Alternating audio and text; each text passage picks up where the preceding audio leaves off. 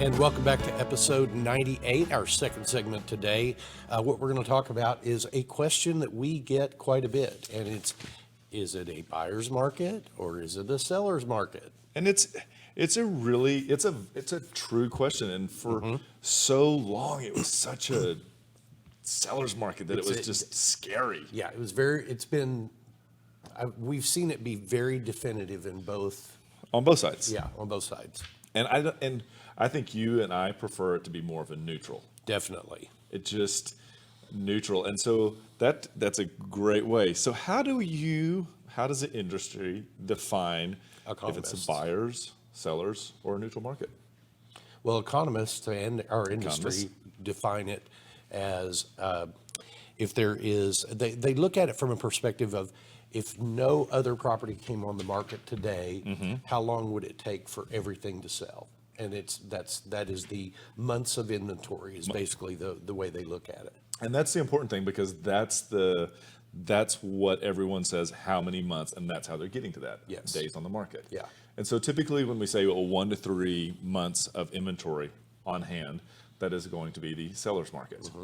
And so then 3 to 6 would be neutral. 3 to 6 months worth of inventory. Right. And I abbreviate too quickly. And that means it's enough for everyone. And then 6 months plus would mean that it's a buyer's market. Mean that it's a buyer's market. Yes. Yep. Yes, correct. That is correct. That's what I said. So it was interesting because the vice president of finance for Ebby Halliday and Berkshire Hathaway Companies, Anthony Jackson, came out and put that in the video that we were talking about earlier in the first 5 minutes. And he kind of went through and looked a little bit deeper and said that we're actually at 1.6 months of inventory on hand right now in North Texas. And that when he looked at the last 15 years, this is the least amount of inventory that we've had on right now.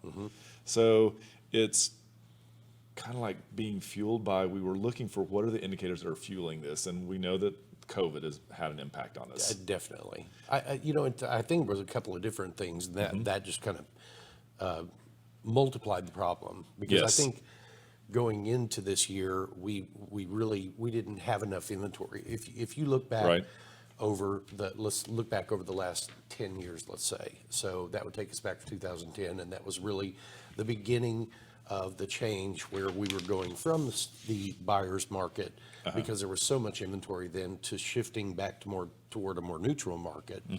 And then and that was also what began to fuel a lot of the price increases that were going on. So we had about 4 years where everything was going up by about 10% per year. Correct.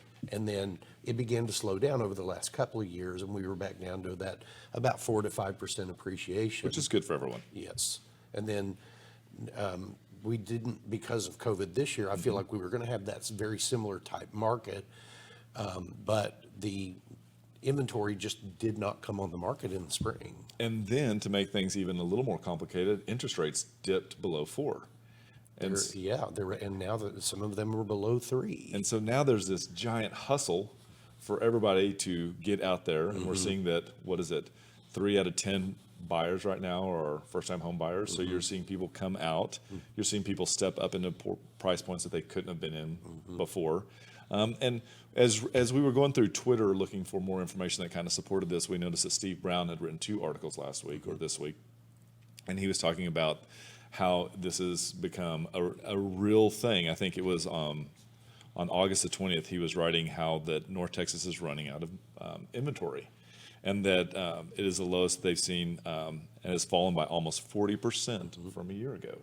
But there are interesting notes that in some of the more luxury downtown condos, there's a lot of inventory that's come on the market. And so Jeff and I always like to point out that real estate is very specific to where you are geographically and price point. So broad strokes, we have to be very careful. With that said, if there's a neighborhood that you're interested in, or even your own that you live in, you'd like to know what's going on, we can pull that information up really quickly. Yeah, it's really, we've got our system down now where we can really hone in very quickly on a neighborhood, a subdivision, a quadrant block. And get that information. And get that handily. Get it to you. So one of the things that we also wanted to kind of then reflect back, because we've talked about local information from our company. We've also talked about Steve Brown, who's looking at it from all of North Texas. But then in the last 4 homes that we've put under contract, they kind of match what we're talking about. And it's not like we left something out. These are the ones that we've actually had. I believe they were single-family home, 4 single-family homes, and they were across the Metroplex. So, A variety of neighborhoods. yeah. Variety of price points. Yep, Oak Cliff, Oak Lawn, East Dallas, North Dallas. So we were pretty much everywhere. Some of the information just that we think people might be interested in is knowing whether they were going to put their house on the market was what was the condition of the home. And I would say that of the 4 homes, they were all ready to move in. One of them does have some updates that they want to do, and that's a master bathroom update. And then the others were maybe maintenance, but there's nothing on there that someone would walk in at that price point and say, well, I'm not interested in that. There's a real interesting gap that I'm seeing in the marketplace right now where, and we've talked about it before, kind of where the houses that are done, houses that you've got 95, 96, 97% of the things done in the house. Right. People are paying top dollar for. I mean, I was trying to think of how many of these were at or above list price. I think 3 of the 4 Right. are at or above list price because Right. the house was so ready. There's so little for people to do. And I think that buyers want that house to be turnkey because I feel like there's enough stress. Especially, I don't think that we're seeing a lot of people where they have this giant gap where they don't have to get into the house, like they need the home. Yeah. And so if there's something that's a large ticket item, it begins to make them have to really begin to question the logistics of the move and of the repairs. And so it kind of gets difficult for them to wrap their head around it. I agree. The other thing too that we noticed is that not of the 4, only one of them was dependent on school district. The others, they didn't care about the school districts. So it was very interesting. We're just trying to like piece our head around the data that we have. And we know it's only a small snapshot, but it's still the actual snapshot of what you and I actually can speak to because we're in those transactions. Yeah, I agree. And so that's pretty much, I guess, the wrap on what we think the market's doing right now. Yeah, it's, I mean, if I had to go back and kind of answer the question, is it a buyer or a seller's market right now? Yeah. I don't know that there's an answer to it unless you kind of narrow it down geographically, because in some Right. areas geographically, it is still a buyer's market. Right. And then you get into some areas, and condition is another, just as you were saying, And price point. and price point. So it's a, if you really do want to know the answer to that question, call us and let's talk about what area you're thinking of or Right. what area you live in. And from that, we can give you a more exact answer. I did also want to say that we have a great variety of listings Right. on the market right now that would, I think are all really good values for people. There are a variety of locations. Single family. Single family, we've got a couple of condos. I would say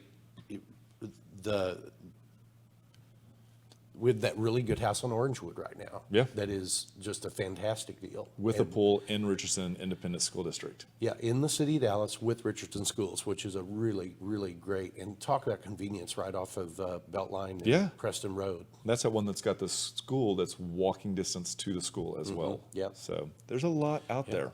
There is. So if you'd like to see any of our listings, please give us a call. Just reach out to us. They're easy to find on our website. That's right. And just remember, we want to be realtors for life.